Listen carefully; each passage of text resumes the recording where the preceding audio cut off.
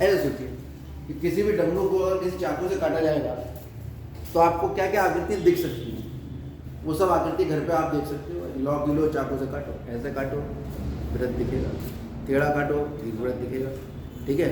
हल्का सा साइड से काटो, पूरा मत काटो, परवलय दिख जाएगा। क्यों दिखेगा, नहीं दिखेगा? तो ये सब जो है आपके पास आकृतियाँ निकल के आती हैं जब आप किसी सॉलिड को काटते हो। इस तरह का सॉलिड जो आपको सामने दिखेगा और सरल है, वो सबका अध्ययन कहलाता है शंकु परिच्छेद, यानी कोनिक सेक्शन। सेक्शन मतलब काटना, कोनिक मतलब ये जो हमारे ये निकल का है तो शंकु कहते हैं। तो सबसे पहले जो हम अध्ययन करेंगे वो करेंगे जिसे हम कहते हैं, ठीक है। व्रत में आप जानते हैं व्रत बनाने के लिए हमें एक केंद्र की आवश्यकता होती है और ये परिधि पर स्थित बिंदु क्या कहलाती है, त्रिज्या। दुनिया में कोई भी व्रत बनाने के लिए दो चीजों की आवश्यकता है, केंद्र, त्रिज्या। पता है, घुमा देंगे। तो यदि आपको व्रत के केंद्र के निर्देशांक क्या आते हैं, x1, y, और कुछ किताबों में व्रत के केंद्र को h, k कहा गया। इसमें कंफ्यूज होने की कोई आवश्यकता नहीं, जो आपका मन वो आप करो। ये होगा केंद्र के निर्देशांक। परिधि पर करोड़ों बिंदु हैं, करोड़ों के अरबों बिंदु हैं, अरबों के अनंत बिंदु हैं। तो परिधि पर स्थित कोई भी एक बिंदु पकड़ लिया हमने, क्योंकि उसका मान फिक्स नहीं है, चर है वो, तो हमने उसे मान लिया चर एक x, y, एक चर x है और एक चर y है। ये x, y परिधि पर स्थित किसी भी बिंदु को निरूपित कर सकता है, जिसके बारे में हमें पता है, और एक हमें केंद्र। उसके अलावा माना वृत्त का केंद्र h, k तथा वृत्त की त्रिज्या r। जब वृत्त का केंद्र h, k और त्रिज्या r है तो इन दोनों बिंदुओं के बीच की दूरी त्रिज्या के बराबर होगी। कोई दिक्कत तो नहीं है? इसे अगर मैं O कहूँ, इसे मैं P कहूँ, OP किसके बराबर होगी, त्रिज्या r। तो वृत्त की त्रिज्या दो बिंदुओं के बीच की दूरी कैसे निकालते हैं, वर्गमूल। याद आया कुछ? हाँ बिल्कुल ठीक। x2 - x1 यानी x माइनस h का वर्ग प्लस y2 - y1 यानी y माइनस a का वर्ग बराबर। इस वर्गमूल को उधर ले जाओ, x minus h whole square plus y minus a whole square बराबर r स्क्वायर। ये आपका वृत्त का समीकरण है जिसमें h, k वृत्त का केंद्र है और r वृत्त की त्रिज्या है। लेकिन अगर हम ऐसे वृत्त का समीकरण निकालना चाहें जिसका केंद्र मूल बिंदु है, ज्यादातर हमारे सवाल जो है वो इधर की तरफ ही जाएंगे। यदि वृत्त का केंद्र जो है वो क्या हो जाए, मूल बिंदु यानी 0, ओरिजिन कहते हैं। If centre of the circle is origin, if centre of circle origin then h, k कितना हो जाएगा, 0, 0। तो वृत्त का केंद्र, हम ऐसे वृत्त की कल्पना कर रहे हैं जिसका केंद्र हमेशा कहाँ पर होगा, 0, 0 यानी ओरिजिन पर होगा। तो समीकरण क्या हो जाएंगे हमारे, x माइनस 0, y माइनस 0, त्रिज्या आ गई। समीकरण कितने आ गए, यानी आपके पास जब भी ऐसी समीकरण दी होगी वो किसकी समीकरण होगी, उस वृत्त का केंद्र कितना होगा और त्रिज्या कितनी होगी। इसका चित्र बनाने कहूँ मैं आपको, तुरंत बना दोगे आप। बोले ये वृत्त का केंद्र है, ये केंद्र 0, 0 और ये इसकी त्रिज्या है। ये अगर मान लो 5 लिखा है तो वर्गमूल 5 लगा देंगे। 16 लिखा है 4 का वर्ग, 4 त्रिज्या हो गई। 5 लिखा है तो वर्गमूल 5 त्रिज्या हो गई। आप तुरंत समीकरण से चित्र बना देंगे, इससे भी बना देंगे। एक ऐसा वृत्त जिसका केंद्र कितना है h, यानी जो x और y में से घट रहा है, सीधी सी बात है, जो x के साथ लिखा है उसका साइन चेंज कर दो, x निर्देशांक निकल आएगा केंद्र का, और जो y के साथ लिखा है उसका साइन चेंज कर दो, y निर्देशांक निकल आएगा। खास बात क्या है, x और y का गुणांक 1 है। कभी कभी ऐसा भी होगा, या 3 लिखा होगा, 3 से भाग कर दोगे। आपको हमेशा x और y का गुणांक कितना रखना है, 1 रखना है, तभी तक वो वृत्त की समीकरण। शर्त है केवल x और y वो भी घात 2 और एक्स स्क्वायर वाई स्क्वायर होंगे, उनका गुणांक होगा 1 और बराबर के इधर एक कांस्टेंट लिखा होगा, वो कांस्टेंट कोई दिक्कत इसमें आगे बढ़ो। तो हमने वृत्त का त्रिज्या समीकरण समझ लिया, ये वृत्त का विष समीकरण है। क्या है ये? वृत्त का समीकरण, जिसका प्रयोग हम सवालों में करें। हमसे वृत्त का समीकरण पूछेगा, एच और के लगा देंगे, इसमें आर लगा देंगे, निकल, ठीक है। आगे वृत्त के केंद्र से जीवा पर डाला गया लंब जीवा को समडिवाइड कर, जानते हो सब। अगर हम आपसे कहें जीवा की लंबाई क्या है,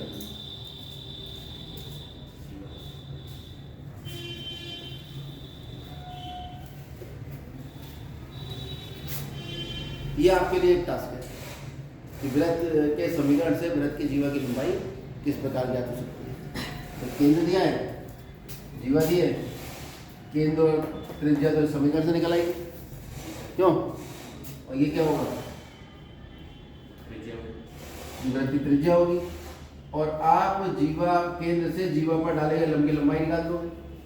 जीवा का समीकरण आपको दिया होगा, जीवा का समीकरण आपको दिया होगा, वो कहेगा भाई जीवा है, उसका समीकरण ये है, उसकी लंबाई ज्ञात करो जो इस वृत्त की है। वृत्त का समीकरण दे दिया, तो वृत्त के समीकरण से वृत्त का केंद्र निकलेगा, त्रिज्या निकलेगी, केंद्र से जीवा पर लंब डालोगे, केंद्र जीवा पर डाला गया लंब जीवा को समडिवाइड करता है, ये त्रिज्या होगी, पाइथागोरस प्रमेय लगा, ये निकलेगा, इसका डबल कर दो। इस तरह से आप जीवा की लंबाई निकाल सकते हो वृत्त के समीकरण का प्रयोग करके। और पिछले चैप्टर में जो हमने एक बिंदु से एक रेखा की दूरी का हमने सूत्र पढ़ा था, दोनों की हेल्प से आप जीवा की लंबाई यहाँ पर ज्ञात कर सकते हैं। ये तो वो पुराने ज्ञान का नए ज्ञान से आपस में क्या संबंध है। अब हम मुद्दे पर आ जाते हैं, सवाल। ये मैंने एग्जाम्पल इसलिए दिया कि इसमें जो कंपटीशन की तरफ आप बढ़ोगे, जो भी बच्चे कंपटीशन की तैयारी करेंगे, उसमें इसी तरह की चीज़ें होंगी यही, लेकिन एक दूसरे जुड़ जाएंगी, कोई नई चीज़ नहीं होगी।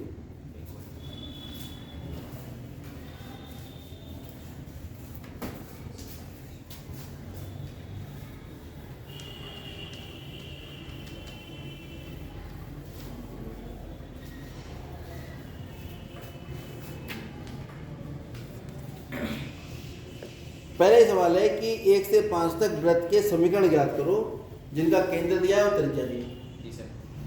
एच कॉमा के दिया है और आर दिया है, एच ओ के का मान इसमें डाल दोगे, बाहर का मान डाल दोगे। मैं आपको इसमें से पहले का 5वां करा देता हूँ, सॉरी 5वां सवाल करा देता हूँ। प्रश्नावली है 10 पॉइंट, केंद्र दिया है हमें और त्रिज्या हमें दी है।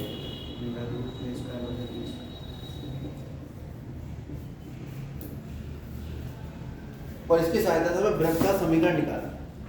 तो केंद्र को हम क्या कहते हैं? एच कॉमा q बराबर minus a comma minus b। H बराबर कितना है? माइनस a और k बराबर कितना? Minus b। और ये त्रिज्या को हम क्या कहते हैं? r का वर्ग। तो वृत्त का समीकरण होता क्या है? x minus h square plus y minus k का स्क्वायर बराबर r square. x minus h square plus y minus y का स्क्वायर। मान लो x माइनस लगाओ प्लस हो जाएगा, y प्लस हो जाएगा ओवर रूट ठीक है।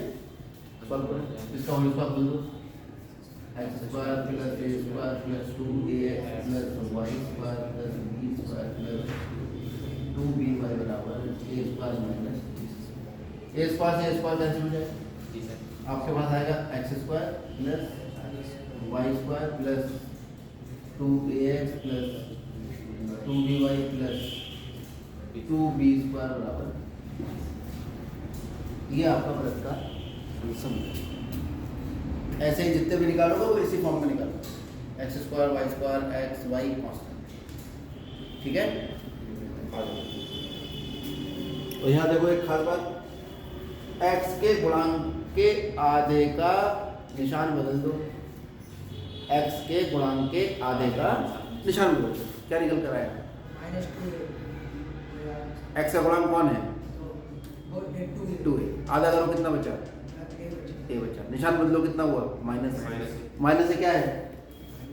केंद्र का एक्सल निशान। y के गुणांक के आधे का माइनस करो, मतलब निशान बदलो।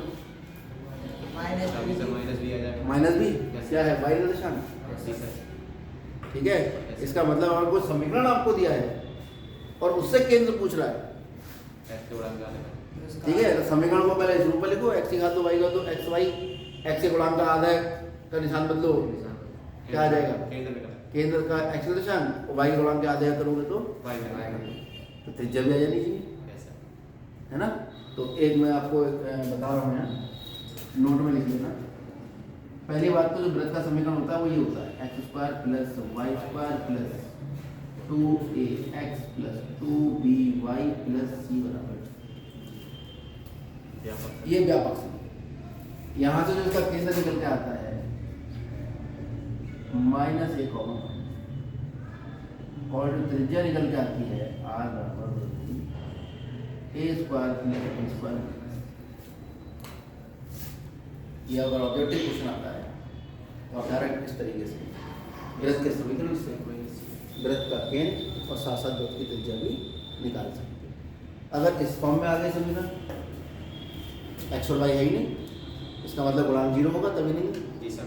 तो केंद्र हो गया 0, तो त्रिज्या कितनी होगी, 0 प्लस 0 माइनस c, और c कौन है, minus r square plus r square कितना आ गया, यानी ये व्यापक इसलिए कहा कि व्यापक रूप से ये सारे समीकरणों पर एक साथ अप्लाई है। अब हम उस वृत्त का समीकरण निकालेंगे जिसके व्यास के सिरों के निशान हैं।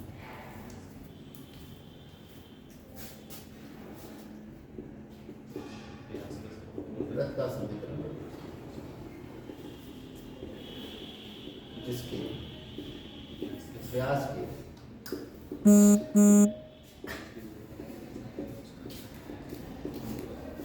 सिरों के निर्देशांक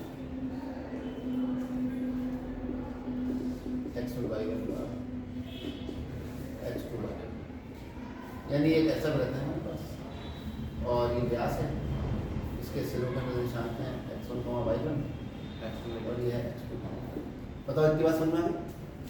और ये व्यास है तो केंद्र से होकर जाएगा, तो दो तरीके से करना, एक तो मध्य बिंदु निकाल दो, हाँ सर। मध्य बिंदु निकल आएगा, बीच की दूरी का सूत्र लगाओ, जी सर। उसको आधा करो, x और h पता लग गया, r पता लग गया, समीकरण निकल आएगा इस वाले तरीके से। लेकिन सुनने में इतना अजीब लग रहा था, करने में तो बहुत अजीब लग रहा है ना। तो हम पिछले वाला जो चैप्टर हमने पढ़ा था सरल रेखा है, उसका प्रयोग करते हैं। हम यहाँ एक बिंदु P ले लेते हैं, उससे ऐसे जोड़ते हैं। ये तो कंफर्म है ना कि व्यास वृत्त को दो भागों में बांटता है, जी सर। तृतीय भाग अद्वैत कहलाता है, और अद्वैत में स्थित कोण कितना होता है, समझो कक्षा में पढ़ा होगा। अद्वैत में स्थित कोण कितना होता है, ये कोण कितने डिग्री होता है, अगर ये कोण 90 डिग्री है तो इस भुजा और इस भुजा की जो प्रवणताएं हैं, इसकी प्रवणता अगर m1 कहूँ, इसकी प्रवणता m2 कहूँ, तो इनकी प्रवणता का गुणनफल कितना आएगा, -1। तो इसका निर्देशांक अगर मैं x, y मान लूँ, क्योंकि तो वेरिएबल पॉइंट पूरे वृत्त का कहीं भी हो सकता है, जी सर। ठीक। तो यहाँ क्लियर हुआ, ए पी की प्रवणता गुणा पी बी की प्रवणता और इनका गुणनफल आ जाएगा कितना, माइनस, तो बराबर माइनस। अब ए बी की प्रवणता बताओ, ये ए बी प्रवणता होगी इसकी y माइनस y1 बटे x माइनस, इसकी प्रवणता कितनी होगी, y माइनस y2 बटे x माइनस। कोई दिक्कत, तिरछी गुणा मार दो इसमें, कितना हुआ ये y माइनस y1 गुणा y minus y2 minus x minus x1 और x माइनस, सबको एक तरफ ले आओ, कितना आ गया x minus x1 x minus x2 plus y minus y1 और y माइनस y2 बराबर। ये वृत्त का अभी समीकरण है जब हमें वृत्त के व्यास के सिरों के निर्देशांक दिए, बता दीजिए।